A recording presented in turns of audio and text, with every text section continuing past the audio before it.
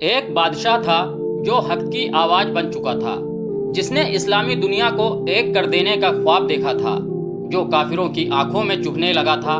اور پھر ایک روز اس کا اپنا ہی خون اس کا دروازہ کھٹکھٹاتا ہے، مسکراتا ہے، اور اچانک سب کچھ خاموش ہو جاتا ہے۔ مگر اصلی سوال وہیں سے شروع ہوتا ہے۔ ایک صبح سب کچھ بالکل عام تھا، لیکن صرف چند لمحوں میں ایسا کچھ ہوا کہ تاج بھی گرا اور روحیں بھی کانپ اٹھیں۔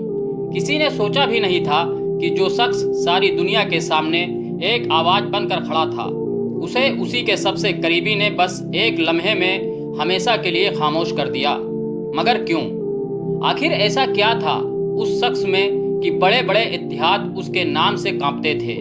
کیا سب کچھ پہلے سے طے تھا، یا یہ ایک بہت بڑی سازش کا حصہ تھا؟ دوستوں، زمانہ تھا 20ویں صدی کا، جب پوری دنیا اسلامی دنیا کے سیاسی طور پر کمزور ہو جانے کی وجہ سے یہودیت، کروسیڈروں اور امریکی سازشوں کے شکنجے میں جکڑی جا رہی تھی۔ لیکن اس گھپ اندھیرے میں ایک شخص تھا جو نہ صرف روشنی کی کرن بن کر ابھرا، بلکہ امت کے سینے میں مرے ہوئے جذبے کو پھر سے زندہ کرنے کی کوشش بھی کی۔ وہ شخص تھا شاہ فیصل بن عبد العزیز رحمۃ اللہ علیہ۔ شاہ فیصل کوئی عام بادشاہ نہ تھے، وہ تھے جو مسلمانوں کے درد کو اپنا درد سمجھتے تھے، جو مکہ مدینہ کے خادم سے بڑھ کر امت مسلمہ کے اصل رہنما تھے۔ انہوں نے جب تخت سنبھالا تو سعودی عرب ایک ایسا ملک تھا جہاں صرف تیل کی دولت تو تھی، مگر امت کی لیڈرشپ کا جذبہ نہیں تھا۔ لیکن فیصل نے وہ کارنامہ کر دکھایا جو شاید ہی کسی عرب حکمران نے کیا ہو۔ انہوں نے تیل کو ہتھیار بنا ڈالا۔ 1973 کی عرب اسرائیل جنگ کے دوران جب امریکہ کھلے طور پر اسرائیل کی مدد کر رہا تھا، تو شاہ فیصل نے پوری دنیا کو ہلا دینے والا فیصلہ کیا۔ سعودی عرب نے امریکہ اور اسرائیل کی مدد کرنے والے تمام ملکوں کو تیل دینا بند کر دیا۔ یہ وہ وقت تھا جب امریکی معاشیات ہل چکی تھی، پیٹرول پمپ سوکھ چکے تھے اور دنیا کی بڑی بڑی طاقتیں سعودی عرب کی طرف دیکھنے لگی تھیں۔ مگر اس جرأت کی قیمت کیا تھی؟ یہ جرأت ہی تھی جس نے امریکہ، یہود اور اسرائیلی لابی کو بوکھلا دیا۔ شاہ فیصل کی شخصیت اب ان کے لیے سب سے بڑا خطرہ بن چکی تھی۔ وہ اب اکیلے سعودی عرب کے بادشاہ نہیں رہے تھے، اب وہ امت کے ترجمان بن چکے تھے۔ فیصل رحمۃ اللہ علیہ کی زندگی بے حد سادہ تھی۔ ان کا لباس عام عربوں جیسا تھا، ان کا کھانا فرش پر بیٹھ کر کھایا جاتا تھا، ان کی راتیں عبادت میں اور دن امت کی خدمت میں گزرتی تھیں۔ وہ ہر اس ملک کی مدد کرتے جو اسلام کے لیے کھڑا ہوتا۔ فلسطین کے لیے ان کا درد اتنا گہرا تھا کہ انہوں نے ایک بار کہا، اگر اسرائیل نے بیت المقدس پر قبضہ برقرار رکھا تو میں اپنی ذات کو مٹا دوں گا، لیکن بیت المقدس کو آزاد کرا کر ہی دم لوں گا۔ ان کی یہی باتیں تھیں جن سے یہودی لابی اور امریکہ کانپ اٹھتے تھے۔ امریکی پریس میں ان کے خلاف مہمیں شروع ہوئیں، ان پر تاناشاہ ہونے کے الزام لگائے گئے، جبکہ اصل بات یہ تھی کہ انہوں نے یہودیوں اور امریکہ کے منہ پر تھپڑ مارا تھا۔ اور پھر وہ دن آیا 25 مارچ 1975، جب اس امت کا خیر خواہ، اس امت کا مجاہد، اس امت کا رہنما شاہ فیصل اپنے ہی بھتیجے کے ہاتھوں شہید کر دیا گیا۔ اس دن صبح شاہ فیصل اپنے محل میں تھے، ایک میٹنگ چل رہی تھی۔ اسی دوران ان کے بھتیجے فیصل بن مسعد بن عبد العزیز، جو حال ہی میں امریکہ سے پڑھ کر واپس آیا تھا، انہیں ملنے آیا۔ شاہ فیصل کو جیسے ہی بتایا گیا کہ بھتیجا ملنے آیا ہے، انہوں نے فوراً اجازت دی، کیونکہ وہ اپنے خاندان سے محبت کرتے تھے۔ لیکن کسی کو کیا خبر تھی کہ اس وقت اس امت کا سب سے بڑا لیڈر اپنے ہی خون سے غداری کا شکار ہونے والا ہے۔ جیسے ہی شاہ فیصل اپنے بھتیجے کو گلے لگانے آگے بڑھے، اس غدار نے اپنی جیب سے پستول نکالی اور 2 گولیاں شاہ فیصل کے سینے میں داغ دیں۔ ایک گولی ان کے مبارک جبڑے سے لگی اور دوسری سینے میں، اور شاہ فیصل وہیں زمین پر گر پڑے۔ فوراً انہیں اسپتال لے جایا گیا، مگر حکم ربانی پورا ہو چکا تھا، شاہ فیصل شہید ہو چکے تھے۔ اللہ اکبر! اس دن امت کا ایک روشن چراغ بجھ گیا۔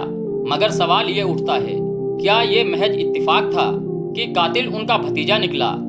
نہیں، حقیقت یہ تھی کہ فیصل بن مسعد ایک امریکی سازش کا حصہ تھا۔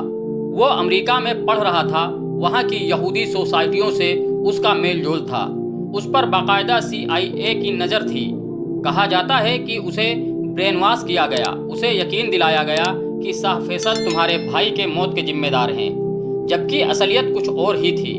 اصل میں شاہ فیصل نے اپنے بھتیجے کے بھائی سعود بن مسعود کو ٹی وی اسٹیشن پر گھسنے سے روکا تھا، کیونکہ وہ وہاں بدتمیزی کر رہا تھا۔ پولیس نے گولی چلا دی اور وہ مارا گیا۔